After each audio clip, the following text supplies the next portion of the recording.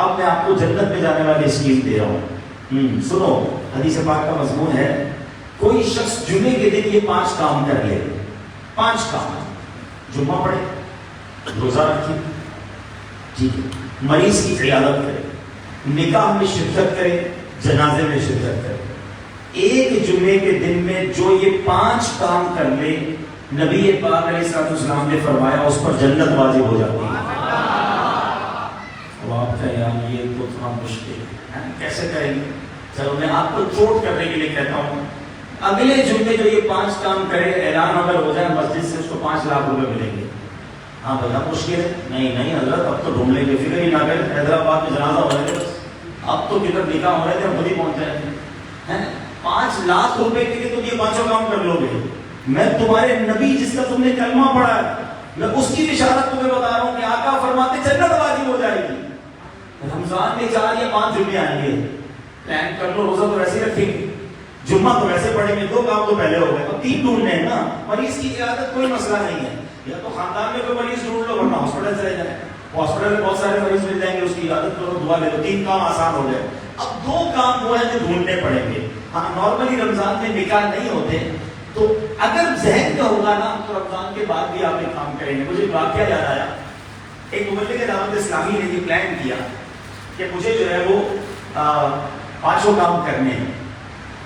روزہ رکھ لیا, جمعہ پڑھا. اب ٹینشن یہ تھی کہ جو ہے وہ جنازہ کدھر ملے گا. اچھا اتفاق اسی مبلغ دعوت اسلامی کو جمعے کو نکاح بھی پڑھانا تھا. اس نے پہلے ہی پلان کر لیا کہ 3 کام تو ہو جائیں گے, روزہ بھی ہو جائے گا, جمعہ بھی ہو جائے گا. اور ہمارے یہاں نارملی جمعے کو مسجدوں میں نکاح ہوتے ہیں. اس بندے نے نکاح بھی پڑھا دیا. فیضان مدینہ میں تھا, تو اس نے فیضان مدینہ کے اندر مستشفیٰ تھا, ادھر جا کے مریض کی عیادت بھی کر لی. مگر ٹینشن یہ تھی کہ جنازے کا پتہ نہیں چل رہا. صبح سے وہ مبلغ جو ہے کئی جگہوں پر میسج کر رہا ہے, یار کہیں جنازہ ہو تو بتاؤ, کہیں جنازہ ہو تو بتاؤ. اتفاق اس کو پتہ چلا شام 5 بجے کہ 5:15 بجے جماعت ہے. اور جماعت جو کراچی کو سمجھتے ہیں سبزی منڈی میں فیضان مدینہ ہے, اور نماز جنازہ تھا خارد میں. تو اس کو بتایا گیا کہ فلاں مسجد میں 5:15 بجے جنازے کی نماز ہے, اور آپ اگر وہاں پہنچ جائیں تو آپ کو جنازہ مل جائے گا. اس نے بولا بھائی سارے کام چھوڑے, گاڑی رکھیں, اور کسی طرح وہاں پہنچا. اب سنیے اللہ کے راز کیسے ہوتے ہیں. ماشاءاللہ مبلغ دعوت اسلامی کافی مشہور بھی ہیں, اور کچھ نہ کچھ مدنی چینل پر بھی آتے ہیں. تو وہ جب اس مسجد میں پہنچے, ٹھیک ہے, حالانکہ ان کو کسی نے بلایا نہیں تھا جنازے کے لیے, تو اثر کی جماعت تو چلی نہیں تھی کیونکہ اتنی دیر لگی پہنچنے میں. تو نمازی باہر نکل رہے تھے, جنازہ باہر پڑا تھا, اس کی سانس میں سانس آئی کہ یار جنازہ نہیں ہوا. وہ جنازے کے بعد جا کے کھڑا ہو گیا بندہ. تو جیسے ہی لوگ باہر آئے تو وہ حیران ہو گئے کہ آپ جنازہ پڑھنے کیسے آتے ہیں. بس مجھے جنازہ پڑھنا تھا.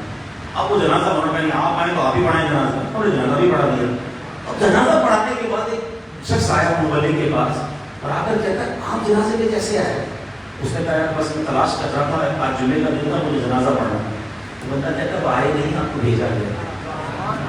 کہتے ہیں کیسے. کہتے ہیں یہ میری نانی کا جنازہ, نانی تھی یا پتہ نہیں پھوپھی تھی یا کون تھی, یہ بزرگ خاتون کا جنازہ تھا. بولا میری جو یہ بزرگ خاتون تھی نا, یہ سوتے وقت مدنی چینل نہیں دیکھتی تھی, ورنہ پورا دن مدنی چینل دیکھتی تھی. آپ کے پروگرام بہت شوق سے دیکھتی تھی, اور کبھی انہوں نے زندگی میں یہ کہا بھی تھا جو مجھے یاد آ رہا ہے کہ اگر میرا انتقال ہو گیا تو میرا جنازہ ان سے پڑھوا. وہ بندہ بولے یار کدھر فیضان مدینہ, کدھر بادامی مسجد تھی, کون سی مسجد خارد میں کی, وہ شاید خود کئی سالوں بعد گئے تھے.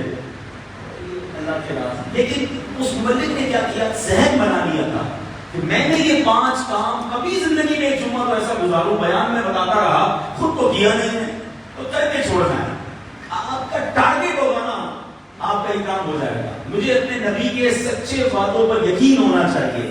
جب میرے آقا نے فرمایا ہے کہ جو جمعے کے دن یہ 5 کام کرے گا اللہ اس پر جنت واجب قرار دے دے گا, تو نیت کرے انشاءاللہ کسی نہ کسی جمعے یہ بھی کام کریں گے انشاءاللہ. جب آپ کو پتہ چلے نا کہ یار جمعے کو فلاں کا نکاح ہے, آپ روزہ رکھ لیں, اور پلان کر لیں کہ جمعہ ہے نا تو نکاح کو مل گیا, جمعہ بھی ملا, 2 کام مل جائیں گے انشاءاللہ.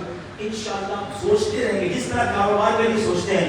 کئی لوگ کراچی سے حیدرآباد سے کراچی جاتے ہیں مال بیچنے کے لیے, کئی لوگ مال لینے کراچی جاتے ہیں, حیدرآباد میں مہنگا بکتا ہے. کیوں؟ جتنا مہنگا بکتا ہے ادھر ٹریول کرتے ہو, جتنا جنت مل رہی ہے اس کے لیے کوشش کیوں نہیں کر رہے. اللہ کرے کہ میرا اور آپ کا ذہن بن جائے کہ نیکی کمانی ہے, ادھر سے بھی نیکی میرے چھوڑنی نہیں ہے. جیسے نفع نہیں چھوڑتے نا, سودا نہیں چھوڑتے, ہمیں نیکی کے لیے بھی ایسے ذہن بن جائے.